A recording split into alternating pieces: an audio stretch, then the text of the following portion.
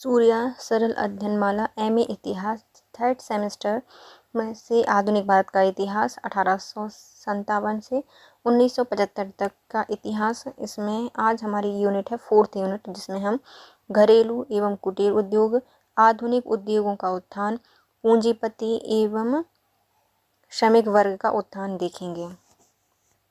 4th unit का पहला question, Bharat में हस्तशिल्प के उद्योगों के पतन के कारण का वर्णन कीजिए। ब्रिटिश शासन इसके लिए कहाँ तक जिम्मेदार था? भारतीय हस्तकला उद्योग के प्रति ब्रिटिश नीति को लिखिए। अंग्रेज जब भारत आए, भारत के गांव-गांव, नगर-नगर में कुटीर उद्योग चल रहे थे और हस्तशिल्प का चमत्कार हो रहा था। इन कुटीर उद्योग से निर्मित वस्तु इतनी मनमोहक, कलात्मक होती थी कि संसार के अनेक देश के व्यापारी भारत की ओर खींचे चले आते थे। सदियों से यह सिलसिला चलता आ रहा था। जल थल मार्ग से भारत में बने हुए सोने चांदी के आभूषण, सूती रेशमी वस्त्र, सौंदर्य के प्रशासन, हाथी दांत की कलात्मक वस्तुएं, काष्ठ की तराशी हुई साज सज्जा की वस्तुएं संसार के कोने कोने में जा रही थीं। मिस्र, यूनान, रोम, अरब, दक्षिण पूर्वी एशियाई देशों में भारतीय वस्तुओं की मांग बढ़ती जा रही थी। कहते हैं कि शताब्दियों पूर्व मिस्र में मम्मियों को जिन वस्त्रों में लपेट कर रखा जाता था, वे वस्त्र भारत से ही बने होते थे। यह भी मान्यता है कि रोम में पलमीने ने अपने नागरिकों से अपील की थी कि वे फैशन करना कम कर दें, क्योंकि उनके देश की अपार संपदा भारत में जा रही है। भारत में यह कुटीर एवं हस्तशिल्प उद्योग इस बात के प्रतीक थे कि वह भारत वस्तु निर्माण एवं कला कौशल के क्षेत्र में संसार में सर्वश्रेष्ठ के शिखर पर है। परंतु इससे भारत के लाखों लोग उपयोगी एवं रोजगार में लगे हुए हैं। 19वीं शताब्दी में महान आर्थिक परिवर्तन हुआ। इस शताब्दी में नील, चाय, जूट, सूती वस्त्र उद्योगों को विकसित करने का प्रयत्न किया गया, परंतु यह विकास नगण्य मात्रा का था। 18वीं शताब्दी के अंत तक भारत में अपने मूल उद्योग नष्ट हो चुके थे। 19वीं शताब्दी में ब्रिटिश सरकार ने निरंतर ऐसी नीति अपनाई जिससे भारतीय हस्तशिल्प एवं कुटीर उद्योगों की क्षति हो गई। कुछ अन्य कारण भी थे जिसमें हस्तशिल्प उद्योगों का पतन शुरू हुआ। हस्तशिल्प उद्योगों के पतन के कारण पहला आता है राज दरबारों की समाप्ति हो गई। अंग्रेजों जो इंग्लैंड है वहाँ में भारतीय वस्तुओं का जो कर है वह भार बढ़ गया। आयात पर नाम मात्र का कर लगता था। शिल्पकारों पर अत्याचार होने लगे।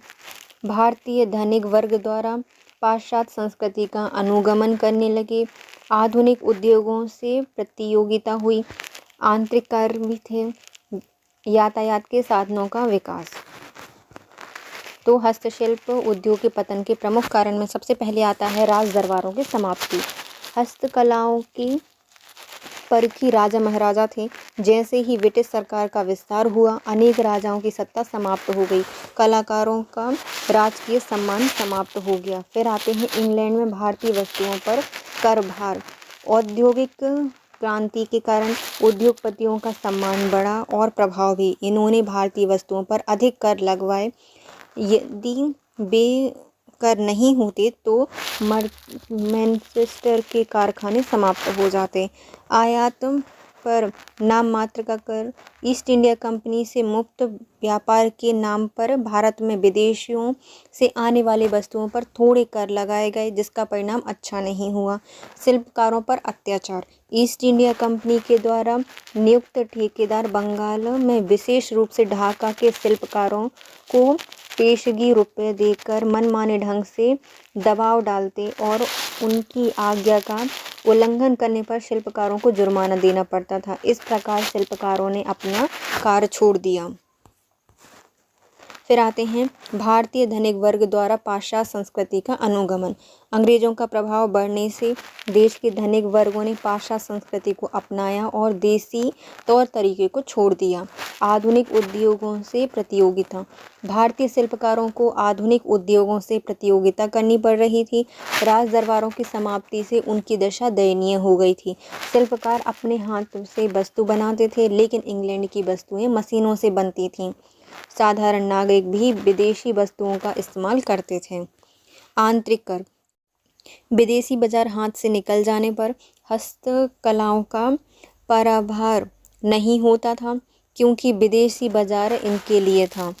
1832 में इस पर चुंगी लगाई गई और एक प्रांत से दूसरे प्रांत में इन्हें नहीं भेजा जा सकता था। अब आता है यातायात के साधनों का विकास।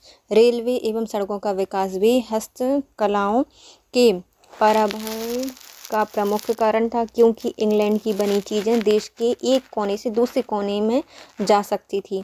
यही भारत का हस्तकला का दुखद अंत था। जिससे हस्तकलाओं ने भारत के गौरव को बढ़ाया था, वे अब पतन की ओर थीं। इनके पतन के और भी कारण थे, जैसे ऐसे उद्योगों के विकास की गति धीमी थी। वे कच्चा माल पाते थे, परंतु इनका इस्तेमाल नहीं कर पाते थे। हस्तकलाओं में रोजगार के अवसर कम थे। बड़े उद्योगों में प्रतियोगिता, कुटीर उद्योगों को बड़े उद्योगों का मुकाबला करना पड़ता था, जिनके समान अन्य समस्याएं भी थीं, जैसे कि अपर्याप्त साधन, परिवहन की सुविधा एवं शक्ति का अभाव आदि। नेक्स्ट क्वेश्चन आता है, ब्रिटिश सरकार में भारत में कुटीर उद्योगों के विनाश के कारण को समझाइए। भारत में ब्रिटिश शासन के अंतर्गत कुटीर उद्योगों के पतन के प्रमुख कारणों का उल्लेख कीजिए। भारत की आर्थिक व्यवस्था पर इसके प्रभावों की विवेचना कीजिए। 18वीं शताब्दी के अंत में भारत के कुटीर उद्योगों के पतन के कारण बताइए। भारत में 19वीं शताब्दी में महान आर्थिक परिवर्तन हुआ। इस शताब्दी में चाय, जूट, सूती वस्त्र आदि उद्योगों को विकसित करने का प्रयत्न किया, परंतु यह विकास नगण्य मात्र था। 18वीं शताब्दी के अंत तक ही भारत के अनेक मूल उद्योग पूर्ण रूप से समाप्त हो चुके थे। कुटीर उद्योगों का पतन निम्नलिखित कारणों से हुआ था। पहला, ब्रिटिश औद्योगिक नीति। दूसरा, भारतीय शिल्पियों को नष्ट करने की ब्रिटिश नीति। देसी राजाओं एवं नवाबों का पतन। ईस्ट इंडिया कंपनी एवं ब्रिटिश संसद की नीति। मशीन द्वारा निर्मित माल से प्रतिस्पर्धा। आधुनिक परिवहन का विकास। पाश्चात्य शिक्षा का प्रभाव। भारतीय कारीगरों पर प्रतिबंध एवं वाणिज्य अधिकारियों को प्रदत्त व्यापक अधिकार। पहले आते हैं ब्रिटिश औद्योगिक नीति। ब्रिटिश शासकों ने अपनी औद्योगिक क्रांति को सफल बनाने के भारतीय उद्योगों के हित की बलि चढ़ा दी। अंत में भारत को कच्चे माल का उत्पाद एवं निर्मित माल के लिए बाजार बनाने पर तुल गए। अतः भारतीय वस्तुओं के ब्रिटेन में आयात पर ऊंचे आय कर एवं दंड की व्यवस्था की, जबकि दूसरी ओर स्वतंत्र व्यापार नीति द्वारा ब्रिटिश उद्योगों के निर्मित माल भारत में खपाने का प्रयास प्रबल किया गया। यही नहीं, प्रारंभ में ईस्ट इंडिया कंपनी को भारतीय विदेशी व्यापार का एकाधिकार दिया गया। बाद में ब्रिटिश पूंजीपतियों को भारत में फैक्ट्रियां स्थापित करने की छूट प्रदान की गई। यह छूट इसलिए प्रदान की गई थी कि भारतीय उद्योगों को प्रतिस्पर्धा में मटियामेल कर सके। ब्रिटिश शासन की औद्योगिक नीति हमेशा भारतीय व्यापार को हानि पहुंचाने की रही। भारतीय शिल्पियों को नष्ट करने की ब्रिटिश नीति। अंग्रेजी शासकों ने भारतीय शिल्पियों को नष्ट करने की नीति अपनाई। कारीगरों को ईस्ट इंडिया कंपनी में कार्य करने के लिए बाध्य किया। अच्छे कारीगरों के अंगूठे कटवा दिए गए ताकि वे स्वयं अपना काम ना कर सकें। देसी राजाओं एवं नवाबों का पतन। प्राचीन उद्योगों को राजाओं एवं नवाबों का संरक्षण प्राप्त था। वे कलापूर्ण वस्तुओं के शौकीन थे। कुशल कारीगरों को उनके यहाँ आश्रय प्राप्त होता था। राजाओं और नवाबों की समाप्ति से इन उद्योगों को संरक्षण मिलना समाप्त हो गया। कारीगरों के लिए जीविका उपार्जन कठिन हो गया। नेक्स्ट आता है ईस्ट इंडिया कंपनी एवं ब्रिटिश संसद की नीति। भारतीय माल पर ऊंची दर से कर लगाए गए। सन 1700 से 1854 तक ईस्ट इंडिया कंपनी ने भारतीय छींटों का उपयोग करना गैरकानूनी समझा या गैरकानूनी था। और इधर भारत में ब्रिटिश माल के आयात को प्रोत्साहन दिया गया। यह नीति भारतीय उद्योगों के लिए घातक सिद्ध हुई और वे नष्ट होने लगे। फिर आता है मशीन द्वारा निर्मित माल से प्रतिस्पर्धा। आर.सी. दत्त के अनुसार यूरोप के बिजली करघे के आविष्कार भारतीय उद्योगों के हाश में पूर्ण आहुति दे दी। भारतीय उद्योगों का विदेशी उद्योग से प्रतिस्पर्धा करना संभव नहीं था, क्योंकि विदेशी उद्योग वैज्ञानिक मशीन, बड़े पैमाने पर उत्पादन और अन्य संसाधनों से पूर्ण थे। अतः इंग्लैंड में सस्ती वस्तुएं अधिक मात्रा में भारत आने लगी, जिसकी प्रतिस्पर्धा में भारतीय उद्योग ना टिक सके। फिर आता है आधुनिक परिवहन का विकास। यातायात के आधुनिक साधनों के कारण विदेशी माल के लिए बड़ी मांग की पूर्ति करना संभव हो सका। अतः भारतीय उद्योगों के पतन में यातायात के आधुनिक साधनों ने भी योगदान दिया। फिर आती है पाश्चात्य शिक्षा का प्रभाव। अंग्रेज शिक्षा प्राप्त भारतीयों की रुचि एवं स्वभाव में परिवर्तन हुआ। इन्होंने विदेशी वस्तुओं का प्रयोग अपनी प्रतिष्ठा के अनुकूल समझा। विदेशी वस्तुओं का उपयोग करने में वे गौरव अनुभव करने लगे। इस प्रकार भारतीय वस्तुओं की मांग घटने लगी और कुटीर एवं लघु उद्योगों का पतन प्रारंभ हो गया। भारतीय कारीगरों पर प्रतिबंध। भारतीय उद्योगपतियों के हित की सुरक्षा के लिए भारतीय कारीगरों पर प्रतिबंध एवं नियंत्रण रखा गया। अच्छी कलापूर्ण वस्तुओं के निर्माण हर प्रकार से बंद करने का प्रयत्न किया गया। हर प्रकार से भारतीय उद्योगों को इंग्लैंड के उद्योगों पर आश्रित करने की नीति अपनाई गई। इनका मंतव्य यह था कि भारतीय इंग्लैंड के करघों एवं कारखानों की पूर्ति के लिए कच्चे माल का ही उत्पादन करें। इस नीति का अनुसरण बड़ी दृढ़ता से किया गया और इसका घातक परिणाम हुआ। नेक्स्ट है वाणिज्य अधिकारियों को प्रदत्त व्यापक अधिकार। वाणिज्य अधिकार व गांव एवं भारतीय जुलाहों के संबंध में कानून व्यापक अधिकार दे दिए गए थे। ऐसे तरीके अपनाए गए थे जिनके द्वारा भारतीय कारीगर ऐसी वस्तुओं का निर्माण ना कर सकें जो इंग्लैंड की वस्तुओं को प्रतियोगिता में मात दे सकें।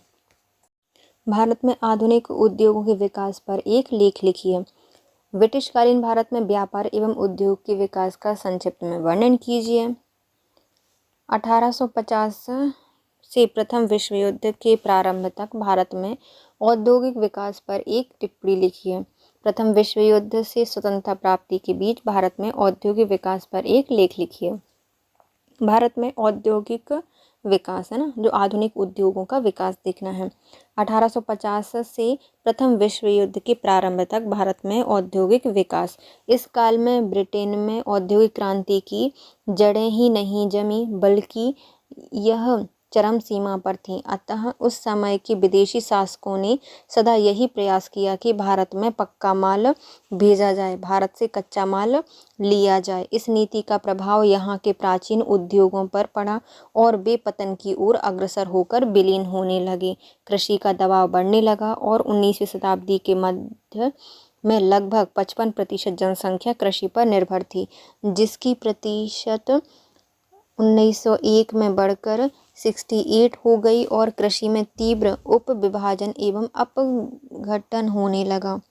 भूमिहीन श्रमिकों की संख्या बढ़ने लगी, अकालों की संख्या भी काफ़ी बढ़ गई। श्री B.M. मत्तिया ने अपनी पुस्तक फेमाइन्स इन इंडिया में लिखा है कि यहाँ 1860 से 1908 के बीच कुल 49 वर्ष में 20 वर्ष देश के किसी न किसी भाग में अकाल या दुर्घटना प्रकट होती रही है। लेकिन दूसरी ओर इस काल में 1850 में रेलों की स्थापना हुई, कोयला उद्योग का विकास हुआ, जिससे कि निर्माणी उद्योगों की स्थापना शुरू हुई। 1850 से 55 के काल में पहला सूती वस्त्र का कारखाना एवं पहला पटसन का कारखाना स्थापित हुआ। 1881 में टीटागढ़ नामक स्थान पर पश्चिमी बंगाल में पहला पटसन कारखाना स्थापित किया गया। 1881 में टीटागढ़ नामक स्थान पर पश्चिम बंगाल में पहला कागज कारखाना भी स्थापित किया गया। 1900 में बिहार में, 1904 में उत्तर प्रदेश में पहला आधुनिक चीनी का कारखाना स्थापित हुआ। फॉस्फेट युक्त उर्वरक का पहला कारखाना मद्रास में खुला। 1906 में इसका उद्घाटन हुआ, मतलब उत्पादन प्रारंभ कर दिया, उद्घाटन हो गया। 1907 में सांची नामक स्थान पर पहला लोहा एवं इस्पात का कारखाना टाटा जी द्वारा खोला गया। सीमेंट के भी 3 कारखाने 1913-14 में स्थापित किए गए। फिर आता है बागान उद्योग। बागान उद्योग भी इस काल में पीछे नहीं रहे। पहला आता है नील उद्योग। इस उद्योग का बिहार बंगाल में काफ़ी विकास हुआ। यह उद्योग नील की खेती पर आधारित था। नेक्स्ट आता है चाय उद्योग। 19वीं शताब्दी के प्रारंभ से पता चल गया था कि हिमालय की ढालों में आसपास में चाय की खेती सफलतापूर्वक की जा सकती है, अतः इस उद्योग का विकास किया गया, जिससे ब्रिटिश नागरिकों का काफ़ी योगदान रहा है। इन्होंने असम एवं उत्तरी बंगाल में भूमि खरीदकर चाय के बागान स्थापित किए और चाय का ब्रिटेन को निर्यात प्रारंभ किया। 1861 में ब्रिटेन की चाय आयातों में भारतीय चाय का प्रतिशत केवल 4 था, जो 1903 में बढ़कर 60% हो गया था। प्रथम विश्व युद्ध तक इस उद्योग ने काफ़ी प्रगति की। फिर आता है कहवा और कॉफ़ी उद्योग। यद्यपि इस उद्योग की स्थापना 7वीं शताब्दी में की गई थी, लेकिन इसका विकास 1860 के बाद तीव्रता के साथ हुआ। 1860 और 1879 तक इसमें कहवे के निर्यात में 10 गुना के लगभग वृद्धि हुई थी। प्रथम विश्व युद्ध के प्रारंभ होने तक भारत में 2 लाख एकड़ भूमि में कहवे और कॉफ़ी की खेती की जाती थी। उपयुक्त सभी परिवर्तन का प्रभाव यह पड़ा कि भारत में औद्योगिक स्वरूप में परिवर्तन हुए, पुराने कलात्मक उद्योग विलीन हो गए और नए आधुनिक उद्योगों की शुरुआत हुई। 1911 की जनसंख्या के अनुसार देश में 7,000 से कुछ अधिक कारखाने थे, जिनमें 20 लाख से अधिक श्रमिक कार्य कर रहे थे। इनमें से 4,600 के करीब ऐसे कारखाने थे जो कि यांत्रिक शक्ति से चलते थे। कुल मिलाकर इन कारखानों में 20 लाख कर्मचारी कार्य करते थे। इनका विवरण इस प्रकार दिया गया है: 4 लाख चाय एवं कॉफ़ी उद्योग में, 3 लाख सूती वस्त्र उद्योग में, 2 लाख जूट उद्योग में और 1 लाख कोयला उद्योग एवं शेष अन्य उद्योग में कार्य करते थे। इस प्रकार प्रथम विश्व युद्ध के प्रारंभ के समय सूती मिलों की संख्या 264, जूट मिलों की संख्या 64, चीनी मिलों की संख्या 6, लोहा इस्पात का 1 मिल, सीमेंट के 3 कारखाने, कागज के 5 कारखाने एवं फॉस्फेट युक्त खाद का 1 कारखाना स्थापित हो चुका था।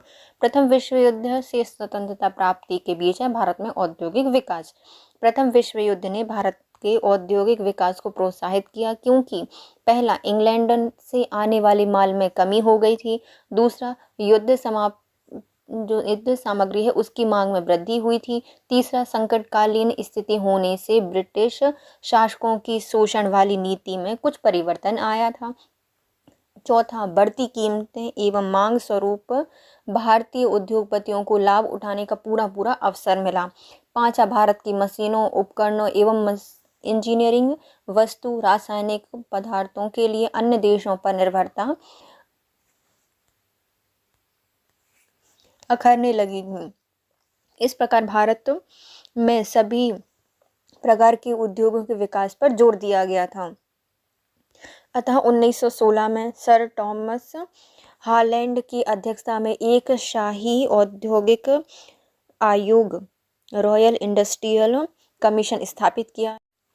इस आयोग का उद्देश्य भारतीय उद्योग एवं व्यापार को बढ़ाने में भारतीय पूंजी की विनियोग की संभावना का पता लगाना और इस संबंध में सुझाव देना था, इससे कि उद्योग के विकास में राज्य को सहायता प्रदान करने में सुविधा हो। आयोग ने भारत के औद्योगिक विकास हेतु सरकार द्वारा प्रत्यक्ष एवं सक्रिय सहायता देने का सुझाव दिया। सरकार ने इस शाही औद्योगिक आयोग के सुझाव पर कोई ध्यान नहीं दिया। इस बीच प्रथम विश्व युद्ध की समाप्ति पर भारत में मंदी काल आ गया। विदेशी प्रतियोगिता फिर तेजी से प्रारंभ हो गई, अतः उद्योगों ने सरकार से संरक्षण की मांग की। इस मांग के फलस्वरूप 1921 में प्राशुल्क आयोग बनाया गया, जिसने 1922 में अपनी रिपोर्ट में विवेचनात्मक संरक्षण देने की सिफारिश की। सरकार ने इस आयोग की सिफारिश के आधार पर उद्योगों को संरक्षण देने की बात मान ली। अतः उद्योगों को संरक्षण देने के फलस्वरूप भारत के औद्योगिक विकास को प्रोत्साहन मिला। भारतीय सरकार ने सबसे पहले 1922 में लोहे एवं इस्पात उद्योग को, 1925 में कागज उद्योग को, 1927 में वस्त्र उद्योग को, 1931 में भारी रसायन उद्योग को, 1932 में चीनी उद्योग को और 1934 में कृत्रिम रेशे उद्योग को संरक्षण प्रदान किया। इन सब का परिणाम यह हुआ कि इन उद्योगों के उत्पादन में भारी वृद्धि हुई। 1922 से 23 और 1938 से 39 के बीच में सूती वस्त्र उद्योग का उत्पादन 2.5 गुना, जूट उद्योग का 1.5 गुना, सीमेंट का 5 गुना और लौह इस्पात उद्योग का 7 गुना एवं कागज उद्योग का 2.5 गुना बढ़ गया था। द्वितीय विश्व युद्ध के 1939 में प्रारंभ होने से भारतीय उद्योग को अपना विकास करने और नए नए उद्योगों की स्थापना करने और अपनी स्थिति सुदृढ़ करने का भी अवसर मिला। कारखानों में 2-3 पारियों में काम होने लगे। इस काल में साइकिल, जहाज निर्माण, बिजली का सामान, सिलाई की मशीनें, वैज्ञानिक औजार, रबड़ के tyre, tube, caustic soda, diesel engine, engineering उद्योग, तांबे के तार, चद्दरें, मशीनरी, औजार आदि जैसे नवीन उद्योग स्थापित किए गए। इस प्रकार 1947 में स्वतंत्रता प्राप्ति तक अनेक उद्योग स्थापित किए जा चुके थे, जैसे सूती वस्त्र, जूट के कारखाने, इंजीनियरिंग, लोहा इस्पात, चीनी, रासायनिक पदार्थ, दिया सिलाई, कागज, सीमेंट, साइकिल, दिया सिलाई की मशीनें, टायर, ट्यूब, बिजली का सामान, डीजल इंजन, मशीनरी, औजार आदि। स्वतंत्रता प्राप्ति के बाद भारत ने अपने औद्योगिक क्षेत्र में काफ़ी प्रगति की और वर्तमान में यह विश्व के उन औद्योगिक देशों में गिना जाता है जो औद्योगिक क्षेत्र में उच्च शिखर पर माने जाते हैं। भारत में आधुनिक उद्योग के विकास में पूंजीपति वर्ग की भूमिका पर प्रकाश डालिए। तो भारत में जितने भी आधुनिक उद्योगों का विकास हुआ है उसमें पूंजीपति वर्गों की भूमिका क्या है वो बतानी है। भारतीय पूंजीपतियों की राजनीतिक स्थिति भारतीय अर्थव्यवस्था की प्रकृति एवं विकास के स्तर से जुड़ी हुई है। औपनिवेशिक काल में, विशेषतः 20वीं शताब्दी में भारतीय अर्थव्यवस्था का विकास दूसरे औपनिवेशिक देशों से महत्वपूर्ण अर्थों से भिन्न है। इसी आधार पर भारतीय पूंजीपतियों का साम्राज्यवाद संबंधी स्थिति भी व्याख्या की जा सकती है। 20वीं शताब्दी के प्रारंभ होने के तुरंत बाद ही भारतीय अर्थव्यवस्था में तेजी से आयात प्रतिस्थापना की प्रक्रिया शुरू हो गई। दोनों विश्व युद्ध एवं 1930 के दशक की विश्वव्यापी मंदी के दौरान भारतीय अर्थव्यवस्था पर साम्राज्यवाद की पकड़ ढीली पड़ गई और भारतीय उद्योग के विकास की प्रगति में भारी तेजी आई।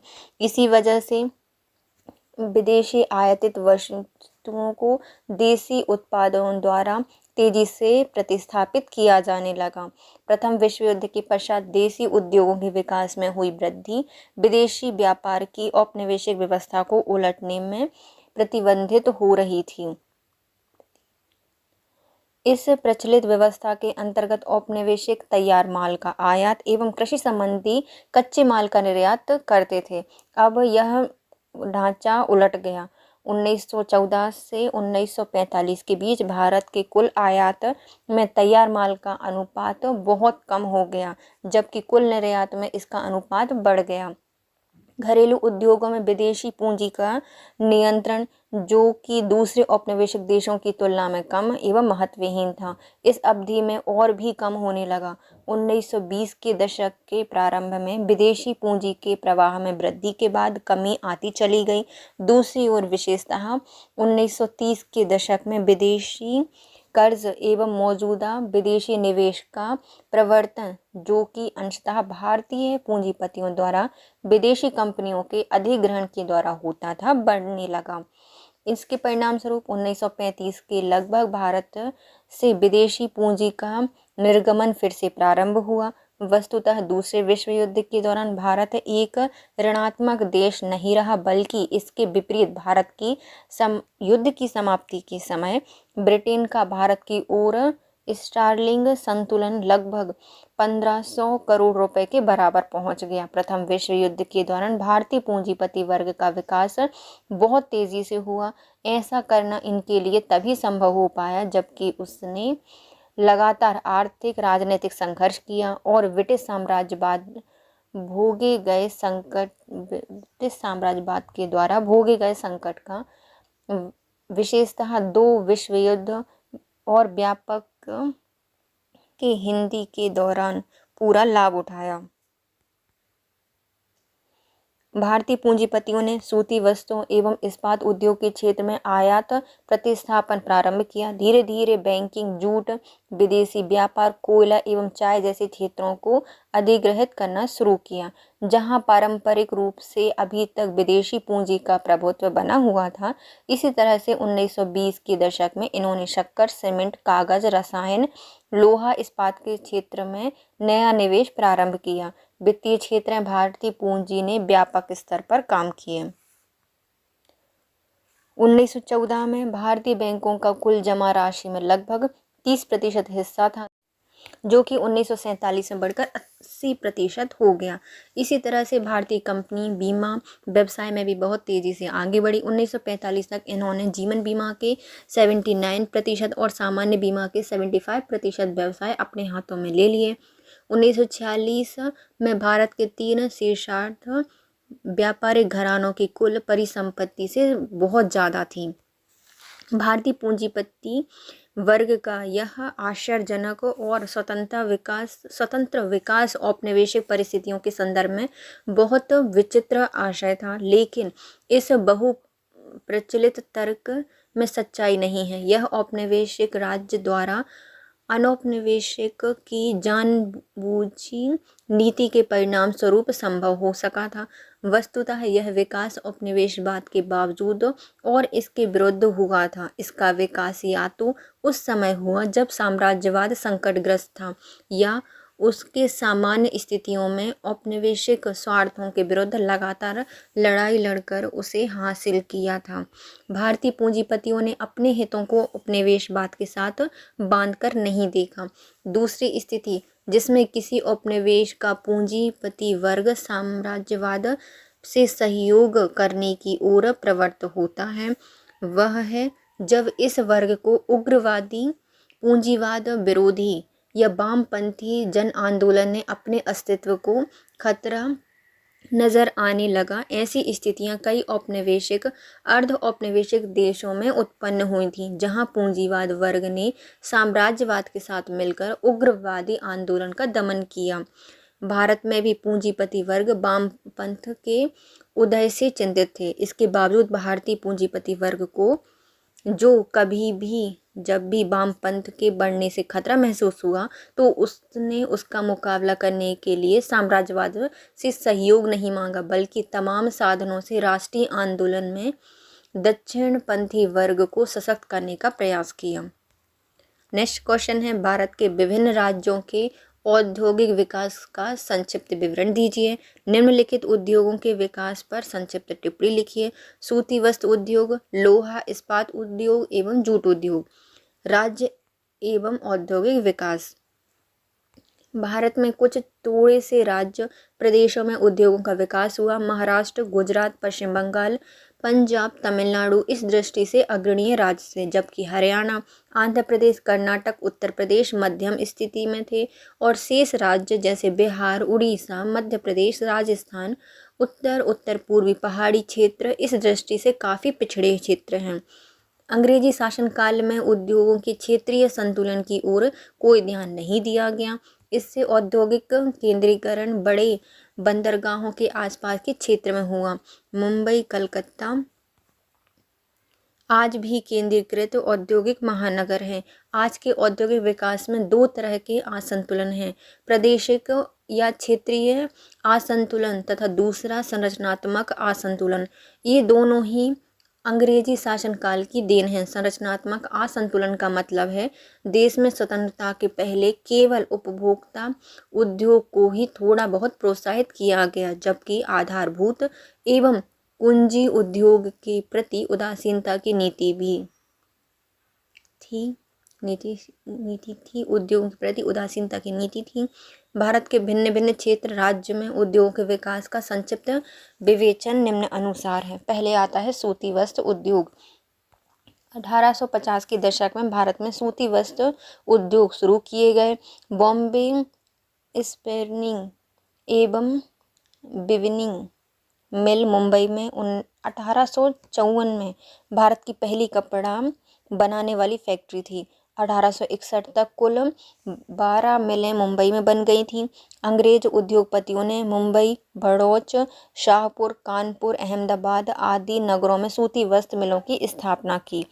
सूती वस्त्र उद्योग के इतिहास के साथ एक रोचक तथ्य यह है कि इसका भारत के स्वतंत्रता आंदोलन में घनिष्ठ संबंध है। 1905 में बंगाल विभाजन के विरुद्ध में प्रारंभ हुए स्वदेशी आंदोलन, असहयोग आंदोलन 1920 से 22, सविनय अवज्ञा आंदोलन 1930 से 31 और 1944 का 42-44 का भारत छोड़ो आंदोलन। स्वदेशी वस्त्रों का खूब प्रचार हुआ। विदेशी वस्त्रों के बहिष्कार के साथ इन आंदोलन ने विदेशी वस्त्रों को सार्वजनिक रूप से जलाया जाता था। इन कारण से भी सूती वस्त्र उद्योग को काफ़ी बढ़ावा मिला। 1914 से 18 तक प्रथम विश्व युद्ध में कपड़ा उद्योग के लिए वरदान सिद्ध हुआ। उद्योग ने युद्ध के लिए मित्र राष्ट्रों की सेना के वस्त्रों की आपूर्ति की और बहुत लाभ कमाया। युद्ध समाप्ति के बाद की अवधि सूती वस्त्र उद्योग के लिए निराशाजनक रही, क्योंकि उद्योग को जापान एवं ब्रिटेन से प्रतिस्पर्धा, मांग में कमी, मजदूरों की हड़तालें आदि के कारण हानि उठानी पड़ी। इस संकट में 1927 में सरकार ने इन उद्योगों को संरक्षण देना प्रारंभ किया और यह संरक्षण देश की आज़ादी तक चलता रहा। सरकार की नकारात्मक नीति के रहते हुए भी भारत में कपड़ा उद्योग 1936 में मंदी, 1928 से 31 के बाद फिर आता है द्वितीय विश्व युद्ध 1939 से 1940 की विकास गति बनी रही। फिर आता है पटसन या जूट उद्योग। पटसन बंगाल में बोया जाता है। इसके धागे से रस्सी एवं कपड़ा बुना जाता है। इससे उद्योग पर यूरोप की पूंजीपतियों का अधिकार था। इन्हें भी धन भी इन्हीं का था। जूट उद्योग इंग्लैंड एवं अमेरिका की आवश्यकता को पूर्ण करने के लिए लगाया जाता था। भारत में पहली जूट फैक्ट्री 1855 के सेरामपुर में ऑकलैंड ने लगाई थी। 1863 से 64 में दूसरी मिल लगाई गई। इसके बाद जूट उद्योग कपड़ा उद्योग की तरह तेजी से विकसित हुआ। 1882 तक 20 जूट मिलें स्थापित हो चुकी थीं। इसमें 20,000 व्यक्ति काम करते थे। इनमें से 18 मिलें कलकत्ता एवं मुंबई में थी।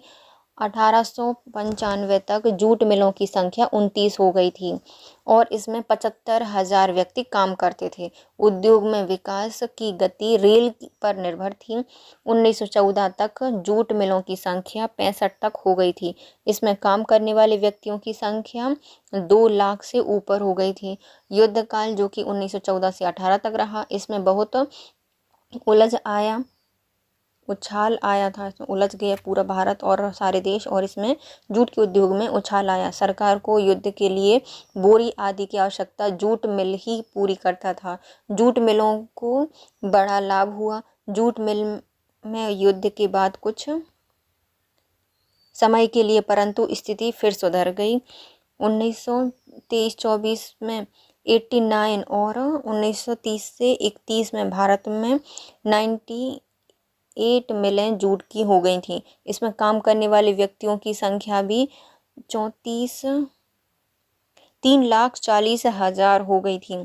जूट भारत के कुल निर्यात का 1930-31 में 14.46% और 1938 से 39 में लगभग 4,206 लाख रुपए का जूट भारत से निर्यात हुआ था। अब आता है लोहा और इस्पात उद्योग। लोहा और कोयला उद्योग के विकास के लिए अत्यंत आवश्यक है। भारत में लोहे एवं कोयले की पर्याप्त मात्रा खानों में प्राचीन काल से मौजूद है। दिल्ली में कुतुब मीनार के पास लौह स्तंभ भारत की शिल्पकारी एवं लौह प्राप्त करने के ज्ञान का एक उत्कृष्ट नमूना है। 19वीं शताब्दी में रेल निर्माण के साथ लोहे की मांग बहुत बढ़ी, परंतु यह लोहा, इस्पात एवं मशीन इंग्लैंड से मंगाई जाती थी। भारत की ब्रिटिश सरकार अंग्रेजी आयात को प्रोत्साहन देने के लिए माल का कोई शुल्क नहीं लेती थी। लोहे की फैक्ट्री सर्वप्रथम जी.एम. हीथ ने मद्रास के पास पोर्टोनोवा में स्थापित की। 1833 में पोर्टोनोवा स्टील एवं आयरन कंपनी ने उसे खरीद लिया, परंतु कुछ ही समय में कंपनी बंद हो गई। 1853 में east India company iron company ने 4 उत्पादन केंद्र स्थापित किए, पर वे 1874 तक बंद हो गए। सरकार ने भी प्रयास किए, लेकिन चार्ल्स टेवेलिस ने इसका विरोध किया। साम्राज्यवादी नहीं चाहते थे कि भारत में लौह उत्पाद इंग्लैंड के लौह उद्योग के लिए हानिकारक हो गया। भारत ने इस योजना में 2.5 लाख रुपए खर्च किए, फिर उसको इंदौर के शासक को बेच दिया और कारखाना बंद कर दिया गया। बंगाल ने रैंक एंड कंपनी ने वीरभूमि आयरन वर्क की स्थापना की, परंतु असफल रहा। लॉर्ड रिपन ने 1882 के बाद लौह फैक्ट्री लगाने का प्रयास किया, जिसे इंग्लैंड की सरकार ने प्रोत्साहन नहीं दिया। भारत मंत्री ने साम्राज्यवादी हितों को ध्यान में रखते हुए और ब्रिटिश पूंजीपतियों के हितों में देशी साधनों को कारखाने द्वारा प्रयोग करने की नीति को नकार दिया। भारत सरकार ने बढ़ाकर आयरन वर्क की कोई सहायता नहीं की। कारखाना बंगाल आयरन एवं स्टील कंपनी को बेच दिया। भारत में लौह एवं कोयले की खानें तो थी, परंतु कच्चे माल और कोयले का साथ साथ पर्याप्त मात्रा में भंडार होना बड़ी मात्रा में लौह एवं इस्पात के उत्पादन के लिए जरूरी था। तभी लोहा खर्चा निकाला जा सकता था। 20वीं शताब्दी के पहले दशक में जे.एम. टाटा ने लौह एवं इस्पात बनाने की कंपनी बनाई। भारत मंत्री लॉर्ड हैमिल्टन को मनाया और अमेरिका इंजीनियर्स ने मध्य प्रांत में चांदा जिले में खोज शुरू की। कच्चे लोहे का भंडार तो मिला, पर कोयला दूर था। फिर दुर्ग में खोज की गई। 1908 में टाटा कंपनी ने कारखाना जमशेदपुर में शुरू किया। कंपनी की सारी पूंजी भारतीय थी। 1911 में कारखाना तैयार हुआ। 1913 में लोहे एवं इस्पात का उत्पादन शुरू हो गया। इसमें एक वर्ष में 1,60,000 टन पिग आयरन और 1 लाख टन इस्पात बनाया जा सकता था। 1914 में प्रथम विश्व युद्ध शुरू हो गया। भारत में इंग्लैंड से लोहे का आयात कठिन हो गया। भारत की ब्रिटिश सरकार ने लोहे एवं इस्पात टाटा कंपनी से खरीदना शुरू कर दिया। टाटा कंपनी को लाभ हुआ और इसने उत्पादन बढ़ाना शुरू कर दिया। टैरिफ बोर्ड के अनुसार 1916-17 में टाटा का उत्पादन 1,47,000 टन पिग आयरन और 1,40,000 टन इस्पात कच्चा और 99,000 टन बढ़िया स्टील हो गया भी बनाना शुरू कर दिया था। निर्यात के लिए मैग्नीज भी बनना शुरू हो गया था। रेल को माल भी इसी कंपनी ने देना शुरू किया था। कारखाने को और बढ़ाना और कुशल बनाना आवश्यक हो गया। 1919 में इसने एक यूनिट लगाई। दूसरी कठिनाई यह थी कि विशेषज्ञ विदेशी थे, जिनको अधिक वेतन देना पड़ता था। युद्ध के बाद लोहे में मंदी आ गई। टाटा कंपनी ने भारत सरकार को आवेदन दिया और उत्पादन 1921 से 22 में 27% और अधिक हो गया, किंतु कंपनी को अब मंदी के कारण लाभ नहीं हो रहा था। 1924 तक नई कंपनी और नई मशीन के साथ कारखाने का आधुनिकीकरण किया गया। टाटा की अपील पर एक टैरिफ बोर्ड नियुक्त किया गया। बंगाल आयरन कंपनी ने भी अच्छी उन्नति की और 1925 के बाद 2 लाख टन पिग आयरन बनाने लगी। विश्व युद्ध प्रथम के बाद आसनसोल के पास इंडियन आयरन एवं स्टील कंपनी के लोहे के कारखाने लगाए। 2,50,000 टन पिग आयरन का प्रतिवर्ष उत्पादन शुरू हुआ।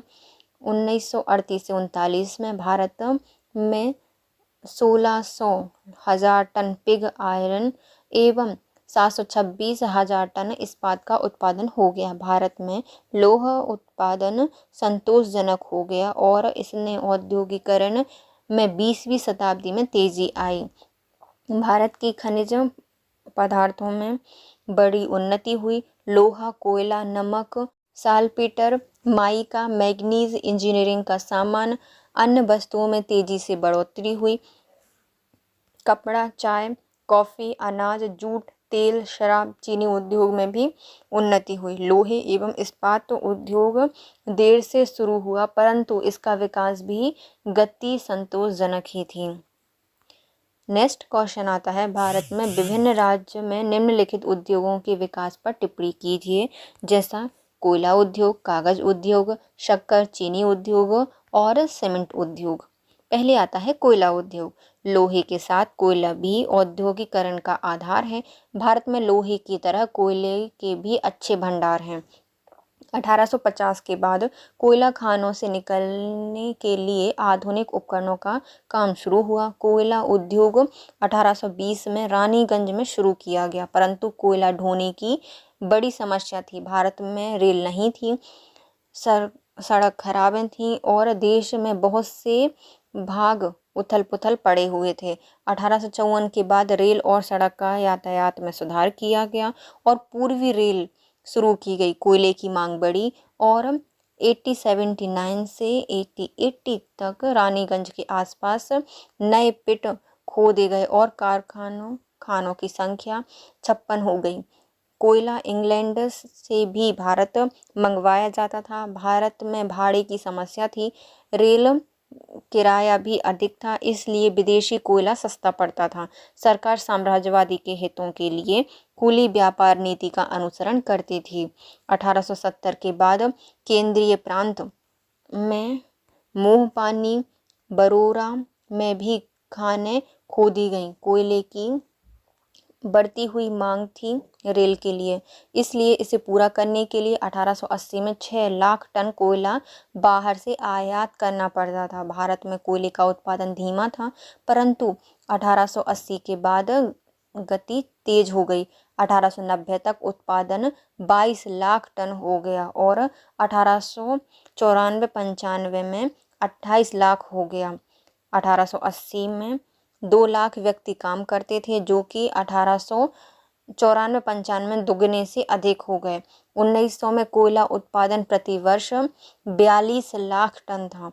1911 में 120 लाख टन प्रति वर्ष हो गया। प्रथम विश्व युद्ध के शुरू होने पर कोयला उत्पादन 157 लाख टन था और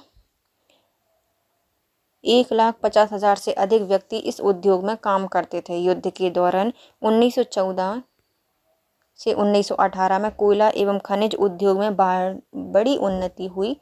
दक्षिणी अफ्रीका के कोयले का कंपटीशन भी शुरू हो गया, परंतु भारत सरकार को रेल के लिए कोयला चाहिए था। इस कारण से भारत में कोयले की मांग बढ़ती गई। भारत का कोयला देश में ही चाहिए था।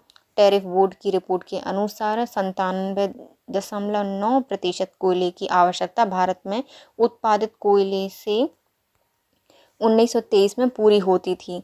कोयले का भाड़ा अभी भी विकास में बाधा था। 1924-25 तक इंडियन कोयला कमेटी बनाई गई, जिसने भाड़े से रिबेट की सिफारिश की और इस पर रेल ने 25% से 37% तक रिबेट देना शुरू कर दिया। परिणाम स्वरूप भारत में कोयले का निर्यात बढ़ गया।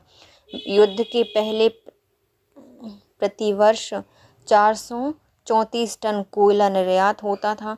1930 से 31 तक निर्यात 688 टन हो गया था, परंतु अधिक मंदी के कारण फिर 1932 में निर्यात 500 टन तक गिर गया। 1936 के बाद फिर शुरू हो गया और 1938-39 में 78 से 48 लाख रुपए का कोयला भारत से निर्यात हुआ था। चीनी एवं शक्कर उद्योग।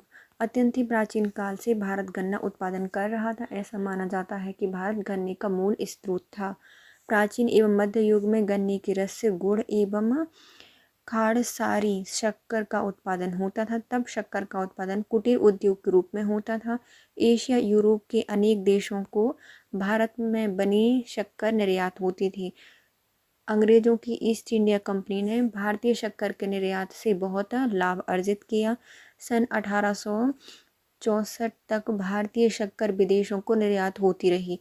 इसके बाद मॉरिशस, जावा से और बाद में जर्मनी से शक्कर भारत में विशाल मात्रा में आयात होने लगी।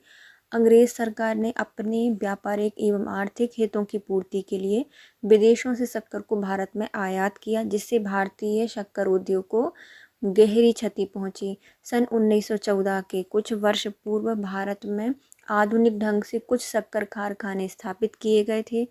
प्रथम विश्व युद्ध के दौरान शक्कर उद्योग प्रगतिशील रहा, क्योंकि विदेशी शक्कर का आयात अवरुद्ध हो गया था। युद्ध के बाद भी शक्कर उद्योग ने कोई विशेष प्रतिक्रिया नहीं दी, क्योंकि निम्न स्तर के गन्ने का उत्पादन होता था। इससे गन्ने के रस से शक्कर की मात्रा कम उत्पन्न होती थी। दूसरे ढंग की गन्ने की खेती होती थी और गन्ने के रस निकालने की पुरानी प्रणाली प्रचलित थी। इससे भारत में आवश्यक गन्ना का 10% भाग ही बनता था। गन्ने का शक्कर है ना, 10% भाग ही बनती थी। शेष विदेशों से आयात होती थी। भारत में शक्कर की बढ़ती हुई मांग को देखते हुए कृषकों को अधिक गन्ना उत्पादन करने के लिए और शक्कर उद्योग दृढ़ आधार पर स्थापित करने के लिए सरकार के द्वारा सन 1932 में शक्कर उद्योग को संरक्षण प्रदान किया गया। 1932 में शुगर इंडस्ट्रीज प्रोटेक्शन एक्ट पारित किया गया। 7 रुपये 4 आने प्रति हैंडवेट शक्कर पर संरक्षण कर लगाया गया। सन 1942 में इसे बढ़ाकर 8 रुपये कर दिया गया। इससे शक्कर उद्योग प्रोत्साहित हुए। शक्कर के नए कारखाने खोले गए। सन 1930 में शक्कर के 27 कारखाने थे, जो सन 1935 में बढ़कर 130 हो गए थे। 2 वर्षों बाद इनकी संख्या 140 हो गई। फलतः शक्कर का उत्पादन 2.5 लाख टन से बढ़कर 12 लाख टन हो गया था। इससे भारत शक्कर उद्योग में लगभग आत्मनिर्भर हो गई थी। सन 1943 में शक्कर कारखाने की संख्या 160 हो गई। इसमें 30 करोड़ की पूंजी लगी हुई थी। गन्ने की किस्म में सुधार हुए। गन्ने की कृषि का क्षेत्र भी बढ़ा। सन 1950 के लगभग उत्तर प्रदेश, बिहार में सबसे अधिक शक्कर का उत्पादन होने लगा। इन प्रदेशों में देश का 75% शुगर फैक्ट्रीज थीं, जिसमें से देश की 80% शक्कर उत्पन्न होती थी। द्वितीय विश्व युद्ध के दौरान शक्कर उद्योग की कोई विशेष उल्लेखनीय लाभ नहीं हुआ। सन 1936 में कानपुर में imperial institute of sugar technology स्थापित किया गया। इसका उद्देश्य शक्कर कारखानों को शक्कर निर्यात की तकनीक में सुधार करने के लिए परामर्श देना एवं प्रशिक्षण देना है। भारत में शक्कर उद्योग के विकास की खूब संभावनाएं हैं। नेक्स्ट आता है कागज उद्योग। मध्य युग में दस्तकार हाथों से कागज बनाते थे। यह कागज मोटा और टिकाऊ होता था। सन 1870 में मशीन से बना कागज भारत में आयात हुआ। भारत में कागज की मांग बढ़ने के कारण मशीनों से कागज उत्पन्न कराने के लिए प्रथम कागज मिल, जिसे बेली पेपर मिल कहा गया, सन 1870 में स्थापित की गई। इसके बाद सन 1882 में टीटागढ़ पेपर मिल स्थापित की गई। 1885 में डेक्कन पेपर मिल स्थापित की गई। प्रारंभ में कागज के कारखानों में आयात की गई लकड़ी की लुगदी का प्रयोग किया जाता था, पर सन 1918 में भारत में उत्पादित बांस की लुगदी का प्रयोग किया जाने लगा। धीरे धीरे कागज की मिलों की संख्या बढ़ गई और सन 1940 तक भारत में 9 कागज की मिलें बन गई। इसमें प्रति वर्ष 28,700 टन कागज निर्मित होने लगा, जबकि इस समय कागज की मांग 83,000 टन प्रति वर्ष थी। प्रथम विश्व युद्ध के दौरान कागज की मांग भी बढ़ी। यद्यपि नए पेपर मिल स्थापित नहीं किए गए, पर मांग अधिक होने से 16,700 टन कागज आयात करना पड़ा। विदेशी कागज से भारतीय कागज उद्योग सफलता से प्रतिस्पर्धा नहीं कर सकता था, इसलिए इस उद्योग को सन 1925 और फिर 1931 में संरक्षण दिया गया। फलतः सन 1939 में कागज की मिलों की संख्या बढ़कर 16 हो गई और इसका उत्पादन भी 70,810 टन हो गया। दूसरे विश्व युद्ध के दौरान कागज की मांग बढ़ी और उत्पादन भी बढ़ा। 1943 में कागज का उत्पादन 1,02,80 टन हो गया था। इससे कागज का आयात सन 1943 में घटकर 19,400 टन हो गया। 1946 में कागज की 12 नई मिलें स्थापित की गई थी। अखबारों के उपयोग में आने वाले कागज को बनाने के लिए मैसूर और अन्य स्थानों पर पेपर मिलें खोली गई थी। भारत में कागज की मांग निरंतर बढ़ती गई, इसलिए इस कागज उद्योग का भविष्य अधिक उज्जवल है। नेक्स्ट आता है सीमेंट उद्योग। भारत में सीमेंट उद्योग का प्रारंभ सन 1912 के आसपास हुआ। कुछ ही वर्षों में सीमेंट बनने के कारखाने देश के कुछ भागों में स्थापित किए गए। प्रथम विश्व युद्ध के दौरान सीमेंट उद्योग अधिक बढ़ा और इसके बाद भी इस उद्योग में प्रगति हुई। 1914 में 945 टन सीमेंट का उत्पादन होता था। 1924 में इसका उत्पादन 2.4 लाख टन हो गया। विदेशी सीमेंट के आयात होने से भारतीय सीमेंट उद्योग को कटु प्रतिस्पर्धा का सामना करना पड़ा और सीमेंट उद्योग ने सरकार से संरक्षण देने की मांग की, पर यह मांग अस्वीकार कर ली गई। सीमेंट उत्पादन करने वाले ने अपने 2 संगठन गठित किए, प्रथम सीमेंट निर्माता संघ और दूसरा आता है सीमेंट मार्केटिंग कंपनी। इनका उद्देश्य सीमेंट के उत्पादन एवं विक्रय को नियंत्रित करना था। इससे सीमेंट उत्पादकों को खूब सफलता प्राप्त हुई और सीमेंट उद्योग का विकास भी हुआ। 1936 में विभिन्न सीमेंट कंपनियां द एसोसिएट सीमेंट कंपनी में सम्मिलित हो गईं। सन 1936 से 37 में डालमिया ने सीमेंट का सबसे बड़ा कारखाना स्थापित किया, जिससे कि सीमेंट के घरेलू उत्पादन में वृद्धि हुई और विदेशों में सीमेंट का आयात कम हो गया। सन 1939 में सीमेंट का उत्पादन 17 लाख टन हुआ और सन 1946 में यह बढ़कर 20 लाख टन हो गया। द्वितीय विश्व युद्ध के दौरान और इसके बाद कुछ वर्षों में सीमेंट पर नियंत्रण स्थापित रहा। तब जनसाधारण में भवन निर्माण के कार्य कम हो गए। सन 1960 के बाद सीमेंट उद्योग में अच्छी प्रगति हुई। कच्चे माल की प्रचुरता एवं सीमेंट की बढ़ती हुई मांग ने इस उद्योग को प्रोत्साहित किया। फलतः इस उद्योग के विकास का भविष्य उज्जवल है। नेक्स्ट आता है आधुनिक भारत में श्रमिक मजदूर आंदोलन की उत्पत्ति एवं विकास पर प्रकाश डालिए। भारत में श्रमिक आंदोलन के क्या कारण थे? इसका आंसर है भारत में श्रमिक या मजदूर आंदोलन का उद्भव एवं विकास। भारतीय इतिहास में श्रमिक मजदूर आंदोलन का जन्म यूरोपीय देश के प्रभाव स्वरूप भारत के औद्योगिकरण की प्रक्रिया के फलस्वरूप हुआ था। भारत में इस आंदोलन का श्री गणेश 1884 से माना जाता है। इसमें रेलवे एवं कोयला खानों, सूती वस्त्र उद्योग, जूट मिल, सड़क, बैंक, बीमा, डाक तार, सिंचाई आदि विभागों में काम करने वाले श्रमिकों का प्रमुख योगदान था। इसके जनक M.N. लोखंडे माने जाते हैं। इन्होंने सर्वप्रथम मजदूरों के हितों की आवाज़ उठाई थी। इन्होंने सन 1890 में मुंबई मिल श्रमिक परिषद गठित की और दीनबंधु नामक एक पत्र भी श्रमिकों की आवाज़ बुलंद करने के लिए प्रारंभ किया। रेल सेवाओं में संलग्न कर्मचारियों में परस्पर बंधुत्व की भावना प्रोत्साहित करने के लिए एक संस्था स्थापित की गई। इसका उद्देश्य मालिकों के विरुद्ध आंदोलन करना नहीं था। इसके बाद विभिन्न क्षेत्रों में यंत्र तंत्र श्रमिक संगठन आयोजित किए गए, जैसे सन 1906 में मुद्रणालय में काम करने वालों का संगठन, सन 1907 में मुंबई में पोस्ट ऑफिस में काम करने वालों का संगठन, 1918 में दी क्लर्क यूनियन ऑफ बॉम्बे आदि। यद्यपि प्रथम विश्व युद्ध के पूर्व ऐसे पृथक पृथक श्रमिक संगठन स्थापित किए गए थे, पर ये स्थायी और प्रभावशाली नहीं थे। सही रूप से श्रमिकों का संगठन आयोजित करने का श्रेय श्री BP बाडिया को जाता है। इन्होंने मद्रास में 3 सूती मिलों के श्रमिकों का संगठन स्थापित किया था।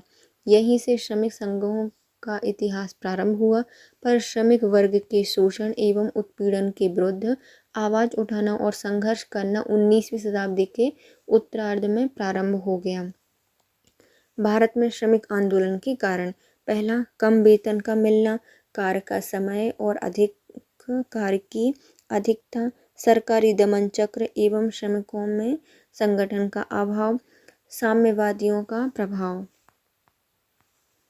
बाल, बुजुर्ग, महिला श्रमिकों को वेतन कम, काम ज़्यादा, श्रमिकों के रहन सहन में गिरावट, विभिन्न श्रम संगठनों का प्रभाव, प्रमुख आधुनिक उद्योगों का विकास।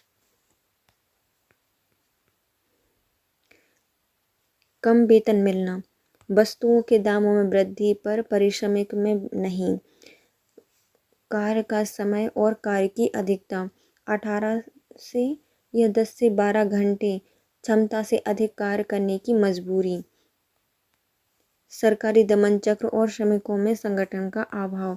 मजदूर अधिकांश गांव से आए थे, जो कई जातियों एवं संप्रदायों में बटे हुए थे।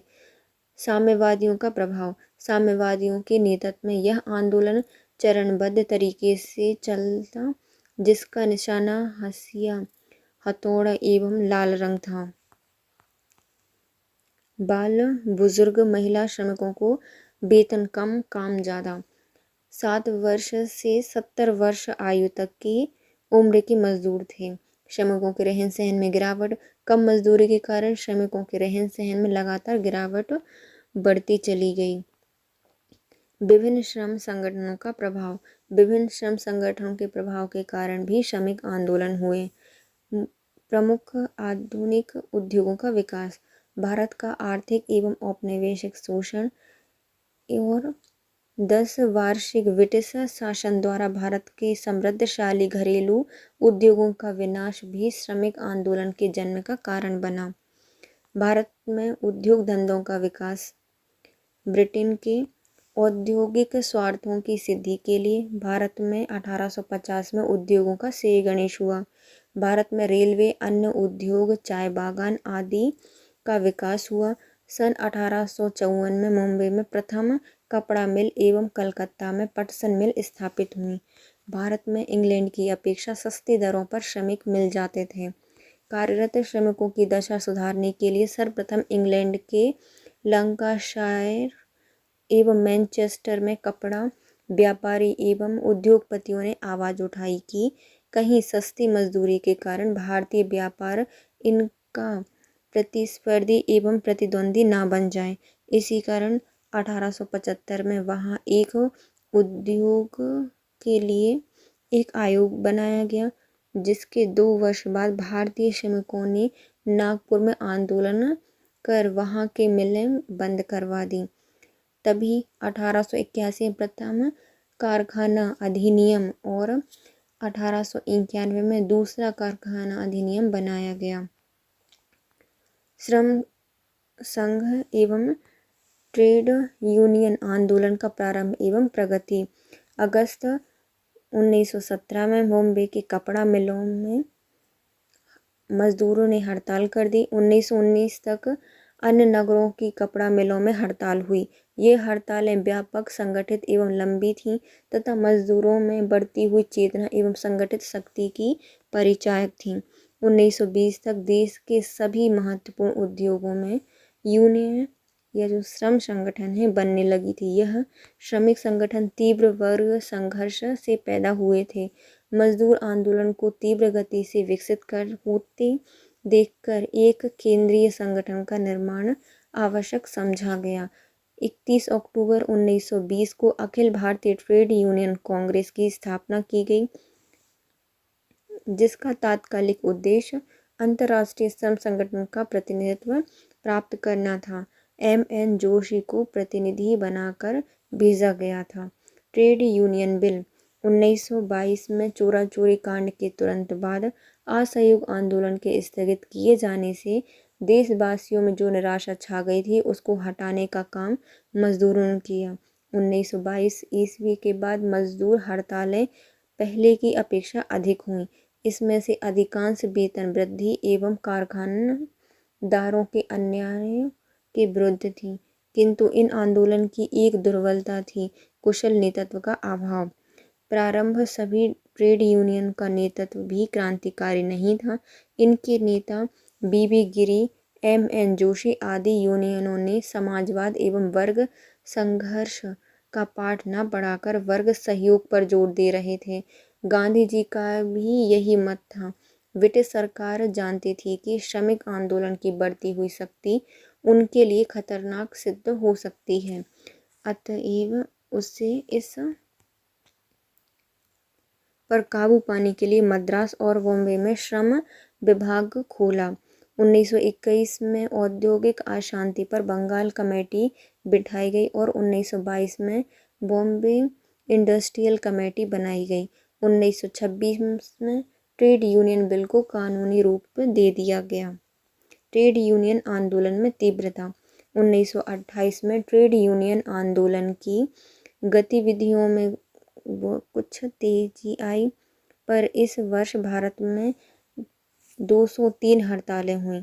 इसमें से 5,05,000 मजदूरों ने भाग लिया।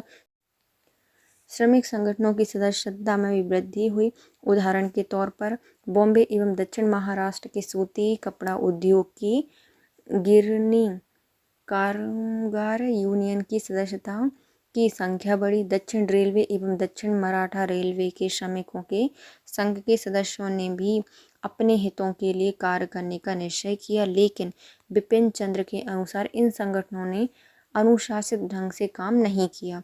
इसमें से अधिकांश ने ना तो शहरों में काम करने वाले श्रमिकों को अपने संघ में मिलाने का प्रयत्न किया और ना ही स्वयं को अंतर्राष्ट्रीय श्रमिक आंदोलन से जोड़ने की कोशिश की। 1929 में अनेक कपड़ा मिलों एवं रेलवे में हड़ताल। मार्च 1929 में गिरनी कामगार संघ एवं रेलवे के श्रमिकों की यूनियन ने के आह्वान पर मुंबई में हड़ताल हुई। इसका आकस्मिक कारण 1928 में हुई हड़तालों में भाग लेने वाले श्रमिकों को नौकरी से हटाना था तथा उनके स्थान पर पठानों की नियुक्ति की गई थी। श्रमिक संगठनों का यह कहना था कि यह कार्य मजदूरों में फूट डालने के उद्देश्य से किए गए हैं। इसके कारण मिलों में हिंदू मुस्लिम फसाद भी हुए। शीघ्र ही कानपुर एवं कलकत्ता में भी हड़तालें हो गईं। फिर आता है मेरठ षड्यंत्र केस। मेरठ षड्यंत्र केस। मेरठ षड्यंत्र। सरकार ने 20 मार्च 1929 को 33 श्रमिक नेताओं को गिरफ्तार कर लिया। उन पर मेरठ में राजद्रोह का मुकदमा चलाया गया, जिसमें मुजफ्फर अहमद डांगे, मिर्जाकर, पी.सी. जोशी और 2 अंग्रेज बेन बेडले एवं फिलिप स्पाट को भी शामिल किया गया था। वायसराय ने एक अध्यादेश द्वारा 1928 में प्रस्तावित बिल एवं पब्लिक सेफ्टी एक्ट के संशोधनों को पास कर दिया, लेकिन हड़तालें जारी रहीं। फिर आता है Akhil Bharatiya trade union federation का गठन। अखिल भारतीय ट्रेड यूनियन कांग्रेस के 1929 के अधिवेशन में कांग्रेस ने वामपंथी मजदूर नेताओं द्वारा विटले आयोग के बहिष्कार का समर्थन किया। इसके साथ ही साथ अखिल भारतीय ट्रेड यूनियन को साम्राज्यवाद के विरुद्ध कार्य करने का प्रस्ताव भी रखा गया। एम.एन. जोशी ने इन प्रस्तावों का विरोध किया। इन्होंने all India trade union federation के नाम से एक पृथक संगठन बनाया। इस संगठन ने क्रांतिकारी गतिविधियों में भाग न लेने तथा राजनीतिक मांगों का समर्थन न करने का निश्चय किया। इसका मुख्य उद्देश्य श्रमिकों की आर्थिक स्तर को सुधारना था, लेकिन आमतौर पर अन्य श्रमिक संगठन ने भी कांग्रेस के नेतृत्व में हो रहे राष्ट्रीय आंदोलन में भाग नहीं लिया। जवाहरलाल नेहरू के अनुसार इन्होंने कांग्रेस के नेताओं पर विश्वास नहीं किया तथा उन्हें प्रतिक्रियावादी या बुर्जुआ समर्थक माना। उपरोक्त विवरण से स्पष्ट है कि स्वतंत्रता प्राप्ति तक भारत में ट्रेड यूनियन आंदोलन ने काफ़ी प्रगति की, किंतु उनके नेताओं में आपसी मतभेद, सरकार की दमनकारी नीति एवं मजदूरों में एकता के अभाव में वह आंशिक सफलता ही प्राप्त कर सके। उनकी सबसे बड़ी उपलब्धि भारत के श्रमिकों में अपने अधिकारों के प्रति चेतना जागृत करना, उसके लिए संघर्ष करने के लिए तैयार रहना था। इसके साथ 4th यूनिट कंप्लीट हो गई। नेक्स्ट आती है हमारी 5th यूनिट।